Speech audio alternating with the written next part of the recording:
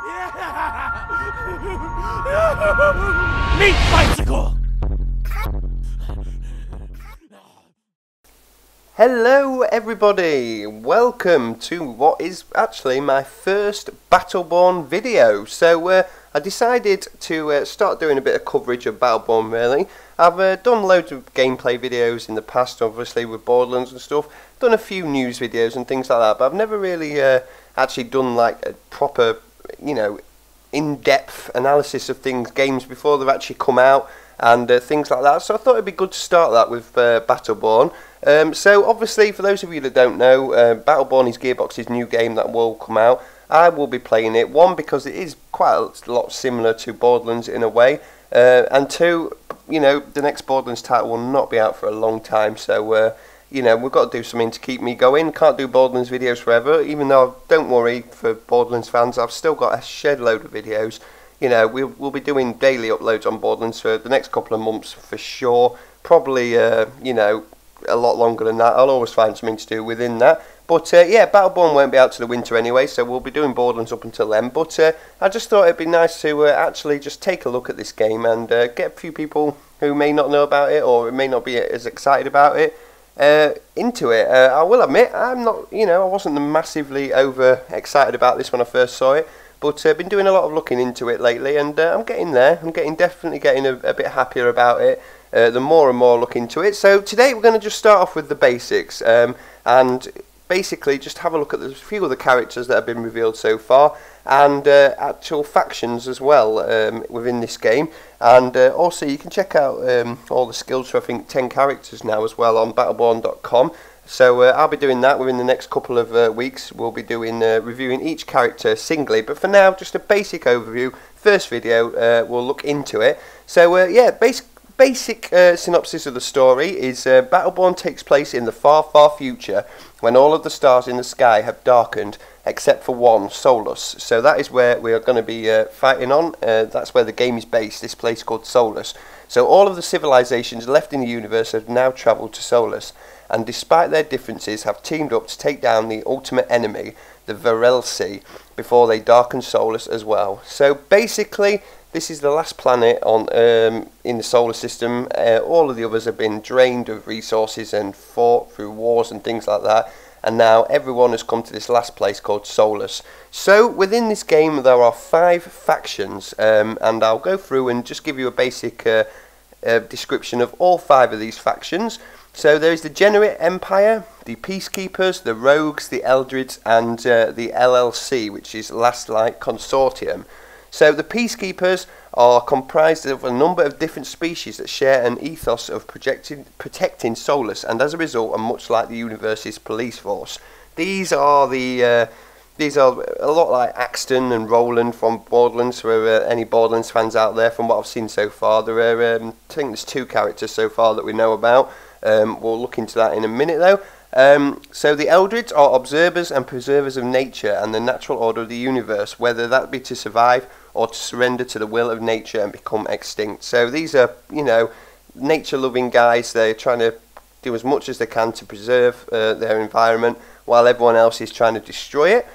The Last Light Consortium, otherwise known as LLC, are eccentric war profiteers. The LLC manufactures robotic armies under the brand Minion Robotics and sell them to every other faction, ensuring perpetual conflict in the solar system.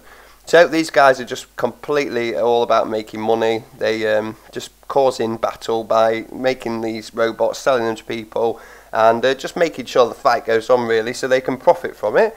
The Rogues, these are mercenaries living on the fringe of the solar system in the wreckage of ships on other planets. Like space pirates and smugglers, the Rogues are out for themselves and want to persist and survive any way they can. So these guys, not very wealthy, out like that. They're just there to survive, and they'll do it any way possible, really. Like it says, space pirates and smugglers. And finally, the Degenerate Empire values power above all else, and as a result is entirely focused on complete domination of what little resources remain in the solar system. These guys are pretty badass looking as well. We'll see a few examples of them soon. They just look like mainly sword guys and things like that. They're just trained fighters really, from what it looks like. So they're the 5 factions anyway. Now there are, I think there's 11 characters that we know of at the minute. There's actually 10 in the on Battleborn.com that you can actually take a closer look into. But if you come to the Gearbox software link, where it's just what you need to know so far kind of thing, there is a character in here called Rainer, and I've just seen this because I've spent a lot of time on Battleborn.com looking through all the different characters, and Rainer isn't on there, yet she's on the original post of original characters. So why they haven't released the bio for Rainer yet on Battleborn.com, I don't know. But yeah, we'll look into Rainer first. So basically Rainer is the closest thing to a commander that the disjointed rogue faction has to offer, rallying the eccentric troops through her sheer charisma. Her command glove lets her shoot a slow-moving projectile that can knock out enemy shields. So she looks pretty badass, really. Yeah, next we have Montana. He is a peacekeeper soldier with a heart of gold who basically just wants everyone to have fun. He's by far the biggest character in Battleborn, and totes a gigantic Gatling gun to match his massive frame. Montana's slow and can't really hide behind cover, but he can take a lot of damage, and he can dish plenty of it out with his gun, but be careful of overheating. So yeah, pretty much absolute badass really, this guy. He's absolutely huge if you look at him, so he's pretty interesting character to look at, and I believe, yeah, he's the peacekeeper, so he's in the peacekeeping faction.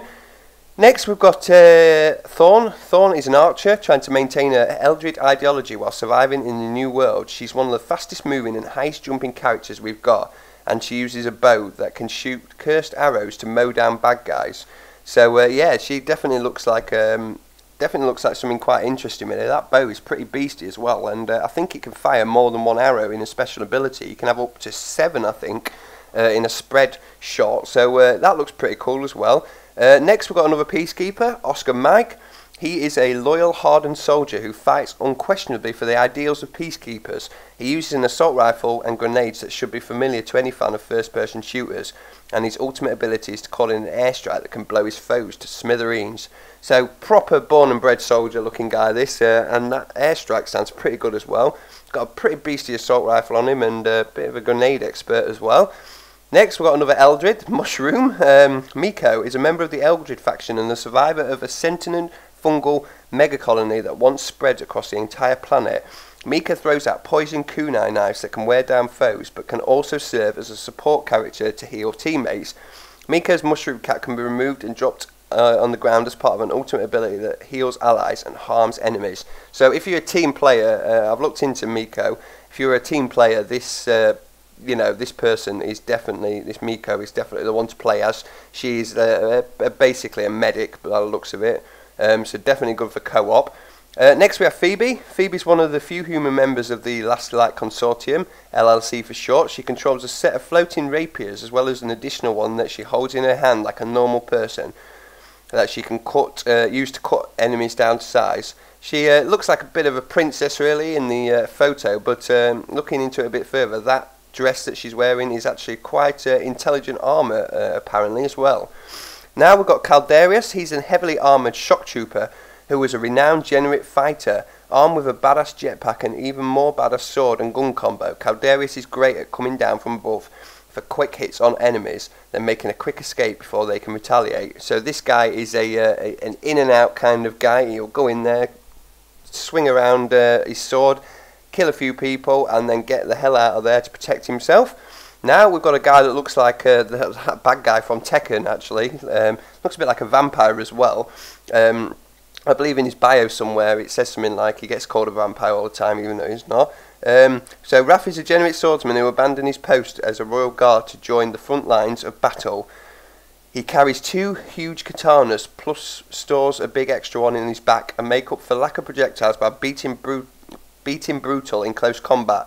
His ultimate ability lets him turn into a spinning circle of bladed death as he spins around and closes in on enemies and cuts them down to size. So yeah, these Generates do look like complete well-trained assassins. They are really, really powerful things indeed by the looks of it. Next we have Marquis, probably one of my favourite characters at the minute looking into it. He really is a right badass. an LLC robot who once served as Phoebe's butler before he acquired some sketchy programming and was dismissed. Best from long range, Marquis uses his cane-turned sniper rifle to hit enemies from afar, and he can also send out robotic owls named Houdini that circle the skies and rain down on enemies like adorable missiles. Marquis' ultimate ability is the Overcharge Blast, a brutal shot that does massive damage if it connects. So that's pretty much a one-shot, one-kill Overcharge Blast by the looks of it as well. It's just a huge one, you know. I don't think you'll be able to use it that much, but it'll certainly have a cooldown on it by the looks of it. So that's all the ones that they've revealed on the actual what you need to know Battleborn on the Gearbox software. But if you go to battleborn.com, there's a few more characters that they haven't actually gone into. They've done a few more, but there was one called Boldor, and his bio says, Boldor the Unbearable is a stubborn, axe-wielding native of Ekunar who has survived the last 2 millennia of interruptions to his quiet forest life through sheer stubbornness and the aid of the civilian militia he leads called the Woodsworn. Tough as a gnarled root, the Ekuni dwarf carries out only a rune-forged axe and shield into battle against any foe who dares land their dropship in his front yard. So this guy's actually an Eldred. He sounds like a rogue, and he looks like a rogue. He looks like a bit of a pirate, but he's actually an Eldred. Don't think he's completely the opposite of Miko, the Eldred, but this guy is actually classed as an Eldred with a axe and shield as well. I've looked into him a little bit as well, and you can use that shield, chuck that shield at people, and protect yourself with it. So that's pretty cool as well. And also there's Arendi. Now Arendi is a rogue, feared even by members of her own faction. The unhinged and unpredictable Arendi channels powerful magic-like energies, striving to test herself against the universe's greatest foes. She has more than earned the title of Chaos Witch. Now, she does look pretty badass as well. Pretty scary little lady. So yeah, there you go, guys. That is like 11 of the characters that we know about so far. Now, there is a total of 25 characters in all, and they will be slowly revealed in the next couple of months up to a hopeful release date of this game as well. But yeah, 25 characters is pretty mad, really. This game is very character focused, and it's quite interesting as well that you can actually carry levels over from character to character, so you don't have to play this game 25 times to get your characters up to level. You can just switch at any time. But yeah, good selection of characters that we know about then so far. So on Battleborn.com, like I said, you can come and check them all out. I'll be doing that within the next couple of weeks. You'll be seeing 1 or 2 a week of character overviews. We'll take a closer look at these characters. We'll check out their abilities, their stats, and also pick from their skills as well. So if you're interested in that, be sure to look out for them. But yeah, nice selection of the characters so far. So I'm guessing with 25 characters and 5 factions, we're going to get 5 characters from each faction. And so far, I think we've got about 2 from each. Apart from the Arendi, actually, we've only got 1 from the Rogue faction. But yeah, definitely interesting. So we've got Boldor and Miko, they're the Eldrids. We've got Caldarius and Raph, they're in the same faction. Marquis and Phoebe are LLCs. Montana and Oscar Mike are the Peacekeepers, and Arendi's the Rogue. So yeah, very interesting as well. But like I said as well, on the original list of 9 that they released, we have got this girl called Raina. So she's the Rogue then that we don't know about. But her bio isn't up yet on Battleborn.com. Anyway, guys, like I said, quite interesting this really. You know, getting more and more into Battleborn as it goes. So let me know in the comments below if you're interested in playing this game. It's apparently pretty damn huge, and Gearbox are really, you know, trying to push this and hopefully make it a success. No, there's been a lot of problems with Gearbox in the past with a lot of games where, you know, Borderlands where things have needed fixing and things like that.